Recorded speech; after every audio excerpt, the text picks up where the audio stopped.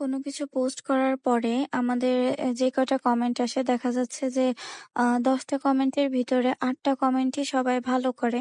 ২ জন দেখা যাচ্ছে যে এমন একটা কমেন্ট করে যে কমেন্টটা আমাদের জন্য নেগেটিভিটি ছড়ায়। তো তাদের যদি আপনি বোঝাতে যান যে না আপনার এই কাজটা এমন না এমন, তারা যতই আপনি বোঝান না কেন তারা বুঝবেই না। কারণ হচ্ছে ৮ জনের মধ্যে ১০ জনের মধ্যে ৮ জন ভালো হলে ২ জন তো খারাপ হবেই, এটা স্বাভাবিক।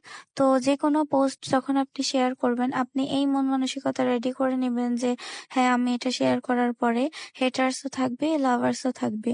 তো লাভার্স এর কথা মনে রেখে ওই হেটার্স এর কথা মনে রাখা যাবে না। অনেক আপুকেই দেখেছি যে ভিডিও ছাড়তে ভয় পায়। মনে করে যে আমি কিছু একটা ছাড়লেই তো অনেক কথা শুনতে হয়। মানুষ অনেক বাজে, বাজে গালিগালাজ দিয়েও কথা বলে। তখন আর কোনো ভিডিও ছাড়তে চায় না।